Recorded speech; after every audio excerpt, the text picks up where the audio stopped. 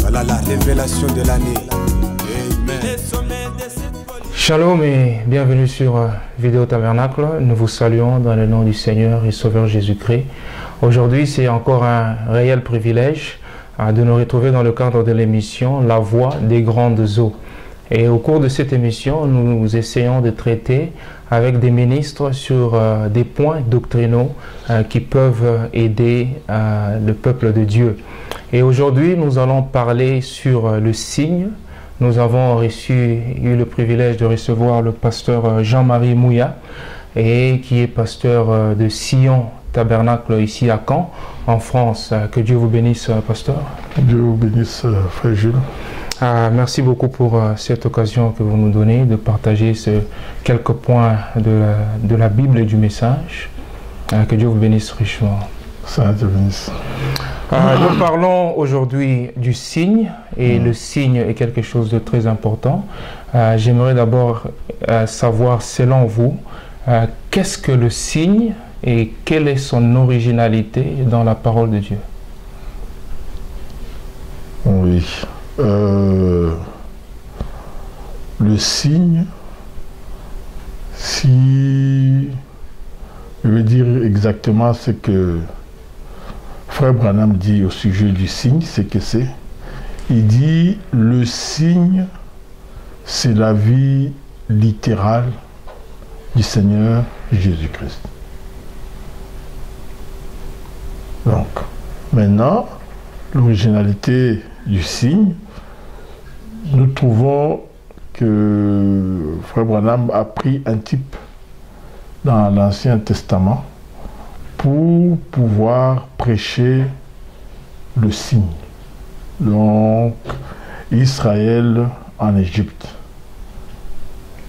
Donc, c'est là où nous voyons, là où Frère Branham a pris le type pour parler du signe.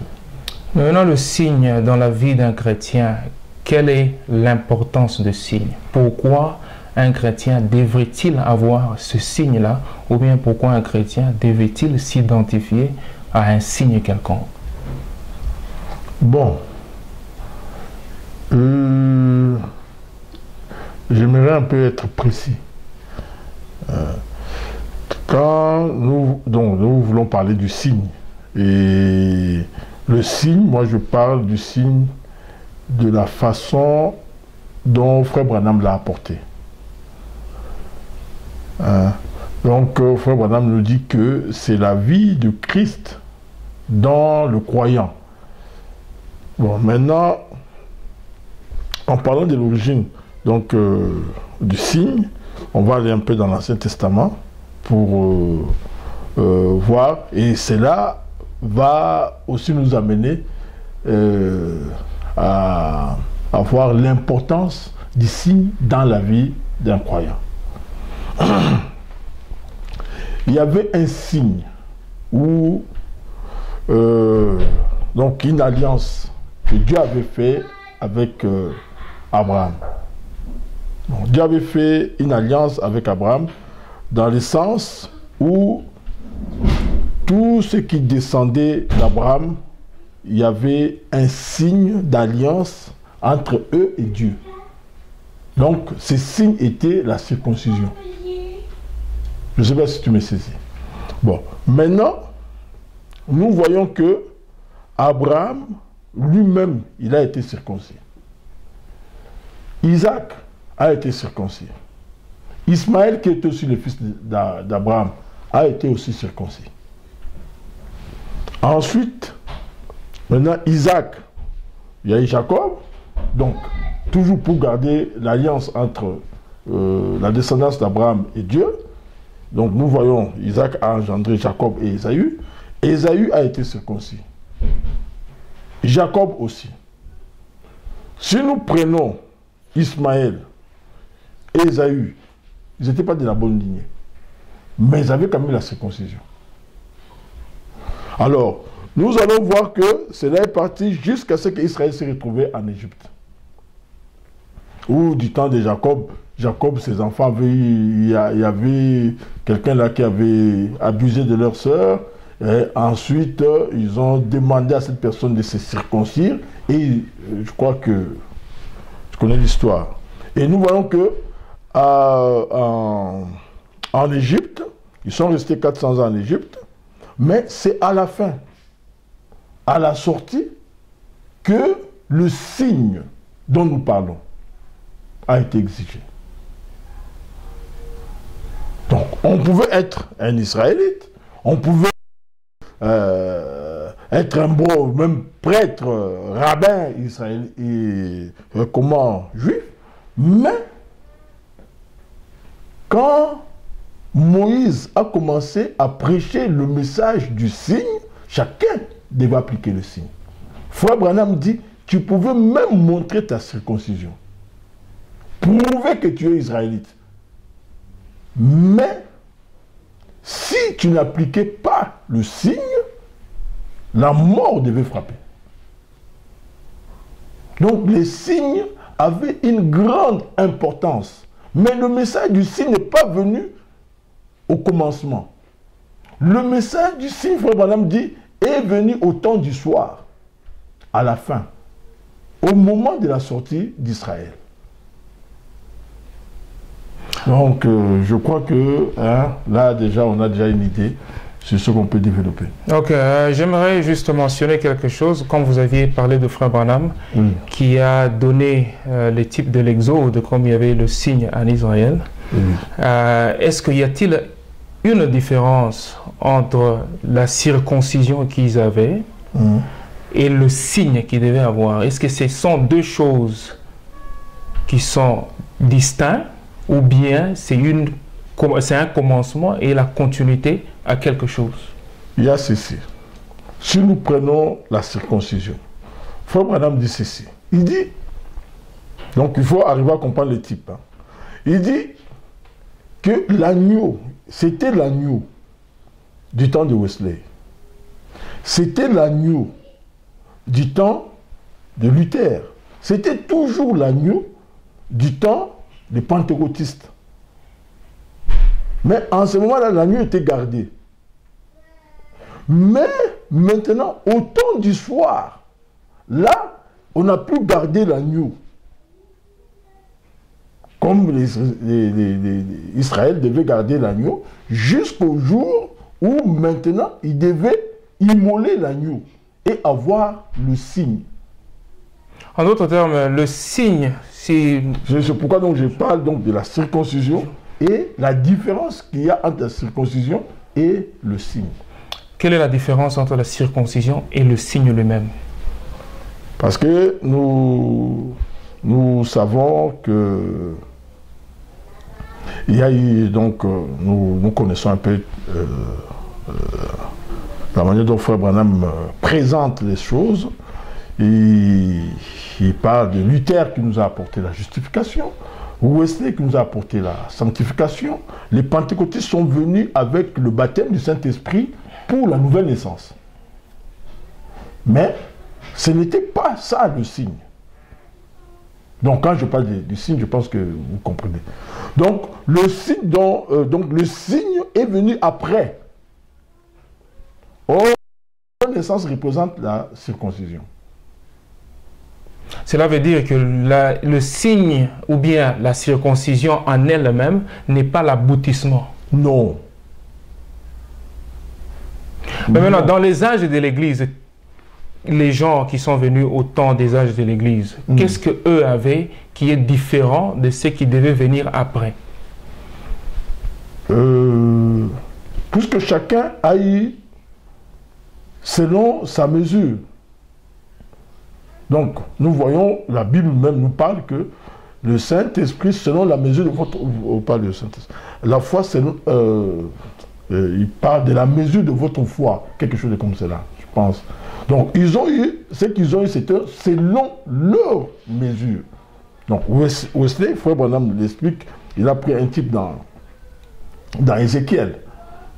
Dans Ézéchiel, je crois, 46, où Frère Branham parle de torrents. Le premier torrent qui représente les luthériens. C'était une traversée qui était jusqu'aux chevilles. Il dit, le deuxième torrent, c'était jusqu'au genou, qui représente Wesley. Le troisième, l'eau était jusqu'à la taille, ce qui représente les pentecôtistes. Et Frère Branham dit, la quatrième traversée, c'était un torrent qu'on ne pouvait traverser. Donc il fallait y traverser à la nage. Donc on voit bien qu'il y a eu une chose qui était plus, donc ça allait en grandissant. Et Frère Branham, en parlant du signe, il dit que Wesley savait que le signe viendra. Luther savait que le signe viendra. Finney et les autres, ils attendaient cela.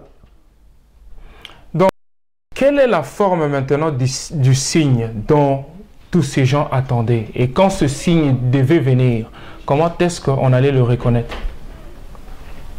Le signe, c'est, comme j'ai dit, la vie littérale de Jésus-Christ dans son Église. Maintenant, nous savons qu'il y a des promesses dans la Bible qui se rapportent à cela. Donc, tous ces gens, ils savaient que cette chose viendra. Ok, pasteur, j'aimerais un peu juste essayer de clarifier. Quand vous dites la vie littérale de Jésus-Christ, comment est-ce qu'elle devait se manifester dans l'Église? Est-ce Jésus littéral qui devait venir pour manifester encore sa vie? Comment est-ce que cela devait se passer? Bon, quand je parle de la vie littérale de Jésus-Christ, nous pouvons prendre plusieurs aspects. Mais d'abord, c'est que tu as dit là que Jésus-Christ qui devait revenir dans son Église, ça, c'est l'une des choses. Bon, maintenant, ça tient un peu sur un point un peu où il y a beaucoup de difficultés tout autour. Mais c'est ça qui est la vérité. Christ qui devait revenir à nouveau dans son Église. Donc quand je parle dans son Église, d'abord c'est dans une personne. Parce qu'en parlant du signe et Christ qui devait revenir pour juste aider les enfants de Dieu, je pense que c'est quelque chose de bien de mentionner comment est-ce qu'il devait revenir ou bien comment est-ce que ce signe-là devait se manifester. Comme ça pourrait permettre aux gens de reconnaître quand cette chose-là est accomplie. Maintenant, nous devons savoir que le sang qui était appliqué en Égypte, aujourd'hui, nous n'allons pas chercher le sang de Christ. Frère Branham dit, cela est retourné aux aliments qui se nourrissaient. Aujourd'hui, la vie de Christ, c'est sa parole. C'est ça que nous appliquons. Bon, maintenant, nous savons que la parole est revenue parmi nous au travers d'un homme, William Branham, selon la promesse de Malachie 4, selon la promesse de Luc 17, 30, selon la promesse d'Apocalypse 10 et les autres promesses que nous connaissons, Jean 14, 12 et ainsi de suite. Donc, maintenant, quand nous parlons de cette vie littérale de Jésus-Christ, donc la vie, disons, la vie c'est un esprit, en quelque sorte. Et nous devons reconnaître la vie de Jésus-Christ, c'est par ce qu'il avait fait. Reconnaître que c'est à nouveau lui. Où Frère Branham explique, il dit, si Beethoven était incarné en moi, je ferais les œuvres qu'il faisait. Si Shakespeare était incarné en moi, je ferais les œuvres qu'il faisait. Si Christ est incarné en moi, je ferai aussi les mêmes œuvres. Voilà. Et maintenant, pasteur, y a-t-il une différence de ce signe-là. Est-ce que ce signe-là était-il différent avant la révélation des sceaux et après la révélation des sceaux? Est-ce qu'il y a-t-il eu un changement de ce signe-là? Et s'il y en avait un changement, quelle en est la différence? Maintenant, ce que j'aimerais dire, c'est que je ne veux pas dire qu'il y a une différence. J'ai dit que bon, je vais utiliser une citation du prophète pour être plus clair. Frère Branham dit, pas, donc ce messager, pas quand il a commencé son ministère, mais c'est quand il commence à prêcher son message ou à apporter son message. Donc il y a une différence. Donc il y a une différence quand il a commencé son ministère et une différence quand il apporte maintenant son message. Okay. Y a-t-il un moment où nous pouvons identifier dans ce messager où il a commencé son ministère et quand il a commencé à apporter son message, peut-on-nous identifier un endroit disant que maintenant il a commencé à apporter son message? Mais lui-même, il dit qu'il est le messager du 7e sceau. C'est-à-dire que cela commence avec les 7 sceaux. Son message, bon, disons, le message, c'est... Il y a un début, tout ça comme Christ, il était venu, il est né, tout ça, ça faisait partie de la prophétie ou de ce qu'il devait faire. Donc William Branham aussi, il est venu, il a commencé à faire certaines choses qu'il devait faire sur la terre ou dans l'église. Mais il était venu dans un but. Son but principal, c'est le 7e sceau. Est-ce que quelqu'un, si le but principal de Frère Branham était le 7 sceaux, est-ce que quelqu'un qui a vu, ou bien quelqu'un qui n'a pas vu les 7 sceaux ouverts, parce qu'il y a de ceux-là qui n'ont pas encore vu que les 7 sceaux sont ouverts, est-ce qu'ont-ils vu le signe, ou bien est-ce qu'ont-ils le signe? Bon, ce que je peux dire, c'est ceci. Bon, pas personnellement, selon ce que je vois dans le message, c'est que quand quelqu'un n'a pas vu le 7e sceau, que le frère qui ne voit pas le 7e sceau m'excuse, hein, qu'il ne puisse pas dire que j'ai... Donc quelqu'un qui n'a pas vu le 7e sceau, il n'a pas encore cru. Cela veut dire qu'il n'a pas encore le signe. Non, s'il n'a pas cru. J'ai quand même eu l'occasion de causer avec plusieurs personnes qui m'ont donné leur témoignage du baptême du Saint-Esprit. Est-ce que vous pouvez dire qu'avoir le signe, ou bien reconnaître le signe, c'est ça le baptême du Saint-Esprit? Mais c'est le Saint-Esprit même. Frère Branham le dit. Dans la fête des trompettes, Frère Branham dit le vrai baptême du Saint-Esprit, le signe. Donc Dieu nous l'a révélé. C'est Frère Branham qui le dit. Qu'en est-il des gens qui ont expérimenté des sensations? Parce qu'il y a des gens quand même qui ont prié, qui sont tombés par terre, qui ont eu certaines sensations et qui n'ont pas vu le signe de la manière dont vous l'expliquez. Est-ce que vous pouvez dire qu'ils ont le baptême du Saint-Esprit? Le baptême du Saint-Esprit, nous l'avons aujourd'hui, selon ce que William Branham a prêché. Alors maintenant, si quelqu'un l'a, contrairement à ce que William Branham présente, donc c'est difficile pour moi de dire qu'il a le Saint-Esprit. Ok, cela veut dire que si je comprends bien, le Saint-Esprit ne se trouve qu'aux gens, ou bien parmi les gens qui ont cru à ce message de William Branham. Et au-dedans de ces gens-là, ils doivent reconnaître le message qu'il a prêché et qui est, en d'autres termes, le signe.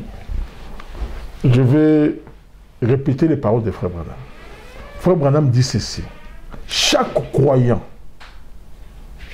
chaque élu, dans son âge, il reçoit le Saint-Esprit, c'est quand il reçoit la révélation de son jour. Donc le mystère qui était caché, qui devait être révélé en son jour, c'est ces mystères-là qui lui apportent le Saint-Esprit. S'il le croit, il a le Saint-Esprit. Bon, maintenant, pour nous, aujourd'hui, nous devons aussi voir les mystères qui étaient cachés pour notre jour. Pour dire que j'ai le Saint-Esprit. Le mystère, ce n'est pas tout, Dieu existe. Non, il y a un mystère caché que Dieu devait révéler en ces jours. Croire, c'est là le signe que tu as le Saint-Esprit. C'est Frère Branham qui le dit. Et ce mystère caché, si vous pouvez le détailler en quelques mots, c'était un mystère qui devait être caché et qui devait être révélé. Ces mystères cachés, Frère Branham dit, c'est ce que Jésus-Christ lui-même n'a pas pu dire, qu'il avait dit aux disciples, ni le Fils, ni les anges ne connaissent les jours ni l'heure. Le Père a gardé ça derrière sa pensée. Donc il a gardé ça pour lui-même. Et Frère Branham dit, ce mystère-là, aujourd'hui, est dans le cœur de l'épouse. Ou Frère Branham dit encore quelque part dans la fête des trompettes, croire Dieu dans la chair humaine, c'est ça le signe que tu as le Saint-Esprit. Si je comprends bien, la preuve du Saint-Esprit aujourd'hui, selon vous, c'est de croire que Dieu s'est manifesté Luc 17:30. Dans une chair humaine. Dans une chair humaine, croire Luc 17:30, croire Apocalypse 10, croire Malachie 4. Mais c'est pas dire je crois Malachie 4. Mais je vois la révélation qui se cache là-dedans. Il y a aujourd'hui beaucoup de gens qui croient, ou bien qui croient, mais leur vie n'est pas identifiée parfois à la vie des Écritures. Mais bien qu'ils professent, qu'ils croient à toutes ces choses que vous venez de citer, est-ce que cette croyance annule le fait que leur vie doit aussi concorder à la parole? Frère Branham dit ceci, si tu dis que tu crois et que tu ne vis pas, tu ne l'as pas. Je dis, si tu dis que tu crois et que tu ne vis pas, ça veut dire que tu ne crois pas. Donc, je crois qu'un croyant peut commettre une erreur, mais ne peut pas demeurer dans des choses qui ne sont pas justes. J'ai eu quand même le privilège de rencontrer certains frères qui, dans des églises pentecôtistes, ont eu une certaine expérience. Et cette expérience est vraiment plus précieuse pour eux. Et par après, ils sont venus à croire le message. Devraient-ils recommencer leur expérience ou bien chercher maintenant le véritable signe quand ils viennent dans le message? Bon, je vais simplement dire ce que Frère Branham dit. Frère Branham dit une chose, il dit que la vie était dans la tige, dans du temps de Luther. La vie est partie dans les feuilles du temps de Wesley. Et la vie est allée dans la balle du temps des pentecôtistes. Ensuite, maintenant, les grains s'est formé. Quand le grain se forme, la balle excommunie le grain. Et Frère Branham dit, la balle sèche, donc il n'y a plus de vie là-bas. Bon, si quelqu'un trouve la vie là-bas, gloire à Dieu. Il y a une écriture dont Jésus dit, dont la Bible dit que le Saint-Esprit, quand il viendra, il vous enseignera toutes ces choses. Et j'ai écouté le frère Branham dire aussi que dans la Bible, c'est un pronom personnel qui est utilisé. Disons que le Saint-Esprit, c'est « il viendra », c'est quelqu'un qui viendra. Quand j'avais écouté ce message, j'avais du mal à identifier qui viendrait.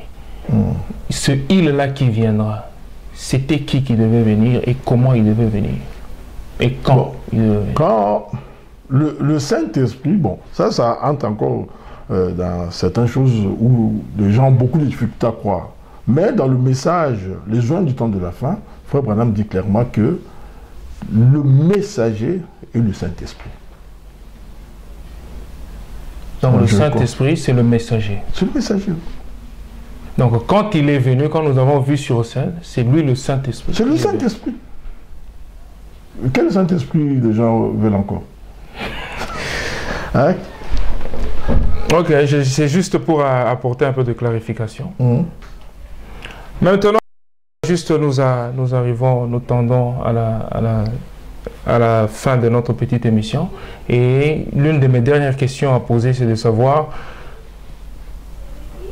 si quelqu'un vous posait aujourd'hui, pasteur, que faire pour recevoir le baptême du Saint-Esprit? Comment est-ce que vous le répondez? Il y a une chose que nous devons savoir. Frère Branham nous a enseigné aussi comment amener quelqu'un à recevoir le Saint-Esprit. Il faut, Frère Branham dit, citez-lui seulement la promesse. Bon, maintenant, vous savez, depuis, les gens pensaient que, dites-lui que le Saint-Esprit, ceci, cela. On peut dire le Saint-Esprit, ce n'est pas ça qui apportera à quelqu'un le Saint-Esprit. C'est le message qui apporte le Saint-Esprit. Mais maintenant, la personne doit savoir la promesse aujourd'hui. Si la personne croit la promesse aujourd'hui, il aura le Saint-Esprit. Donc c'est de le dire, ou bien de dire à cette personne, crois à la promesse d'aujourd'hui. Mais oui, de l'amener à quoi? On croit dans le but de recevoir le Saint-Esprit. C'est ce que le prophète nous enseigne. Il y a une écriture où le frère Branham dit que quand vous recevez le Saint-Esprit, vous connaîtrez le jour et l'heure que vous l'avez reçu. Oui. Comment est-ce que vous identifiez cela par rapport aux Écritures? Y aura-t-il quelque temps où vous saurez que ce jour-là, à cette heure-là, le 31 décembre, j'avais reçu ce Saint-Esprit? Est-ce que ça se passe comment? Il y a une chose. D'abord, frère Branham dit, vous devez les désirer. Vous ne pouvez pas recevoir le Saint-Esprit si vous ne l'avez pas désiré. Si vous les désirez réellement, vous saurez aussi le jour. Parce que c'est quelque chose que vous désirez. Le jour où ça va s'accomplir, vous allez le savoir. Parce qu'on ne reçoit pas le Saint-Esprit, juste on est assis, et puis le Saint-Esprit descend, bam. Non, il faut croire à la parole. Et quand vous croyez, y aura-t-il quelque chose qui doit se passer ou bien... Maintenant, il y a une soif. La profondeur appelle la profondeur. La profondeur appelle la profondeur. Maintenant, si en vous, il y a une profondeur qui appelle, qui croit que vous allez recevoir le Saint-Esprit, mais le Saint-Esprit viendra. Mais il faut suivre la logique, c'est croire le message de votre jour, et donc croire le message de votre jour, recevoir la parole par révélation. Donc croire le mystère. La chose là, parce que le mystère, c'est ça qui pose le problème. Le mystère qui est révélé dans votre jour. Parce que c'est ça qui provoque la guerre. Et le jour où vous avez cru ça, vous aviez vu ça, est-il le jour où vous avez reçu le Saint-Esprit? Ça peut venir 2 jours après, ça peut venir 3 jours, ça peut venir dans une année. Mais quand vous avez cru la promesse ou le mystère de votre jour, sachez que vous allez recevoir le Saint-Esprit. Parce que pour voir le mystère de votre jour, c'est tout un combat. Ce n'est pas quelque chose que non, parce que tout le monde ne le voit pas. Parce que Frère Branham dit, une fois que le messager apporte, donc lui, il reçoit le mystère, et ensuite il va vers le peuple. Il commence à proclamer ce mystère-là. Maintenant, c'est ça qui cause la guerre. Il y a maintenant des gens qui vont se soulever pour dire, ce n'est pas vrai, ceci, cela, ils vont vous combattre. Mais si vous avez reçu cela, soyez-en certains que le Saint-Esprit viendra. Amen. Merci beaucoup, pasteur, pour ce petit temps. Mais je voudrais compléter un petit quelque chose. Oui, donc, quand vous croyez le mystère, mais restez toujours avec la parole. Ne déviez pas dans les choses pour dire que non. Vous restez avec la parole, le Saint-Esprit viendra. Amen. Merci beaucoup, pasteur Jean-Marie Mouya, pour ce temps que vous nous avez consacré. Nous espérons que ceci édifiera certains et ils auront encore la soif de chercher plus dans la parole. Que Dieu vous bénisse richement. Merci beaucoup à vous qui nous avez suivis. J'aimerais remercier mon frère Joseph Moudia qui est derrière votre caméra et que Dieu vous bénisse. À plus tard. Bye bye.